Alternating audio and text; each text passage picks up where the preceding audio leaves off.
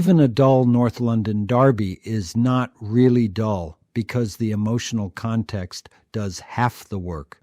But an FA Cup semi-final at Wembley between Arsenal and Tottenham carries an extra level of pressure. There is the final at stake, of course, but there is also the terrifying possibility of watching your biggest rival walk past you on the way there. For Spurs, the 1991 semi-final became one of the great days. The defining moment came early from Paul Gascoigne.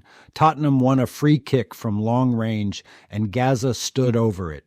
It was not the kind of position where a sensible player would necessarily be expected to shoot.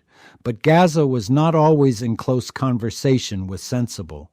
He hit it with ferocious confidence, and the ball flew past David Seaman. It remains one of the most replayed goals in Tottenham history. Spurs beat Arsenal and reached the final. That would be glorious enough on its own, but the final added another layer of drama because Tottenham rarely take the straightforward route through history. The 1991 FA Cup final was against Nottingham Forest, managed by Brian Clough. That alone gives the match a certain weight. Spurs had star power and cup momentum, but they also carried pressure. The club had financial issues in the background.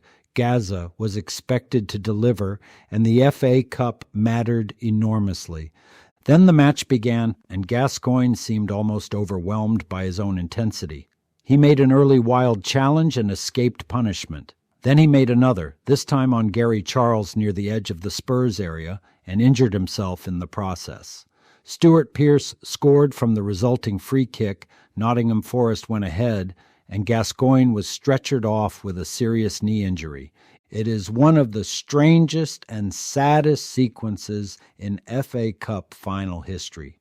Gazza, the emotional center of Spurs' cup run, had effectively removed himself from the final through his own recklessness. The player who had lit up the semi-final was gone before the final had properly settled.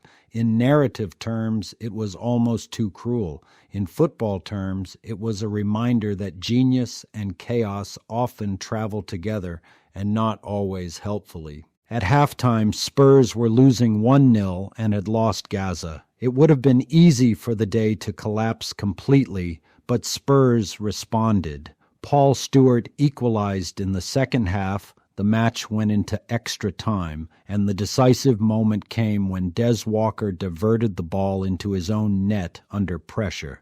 Tottenham led 2-1, and this time they held on. Spurs had won the FA Cup for the 8th time.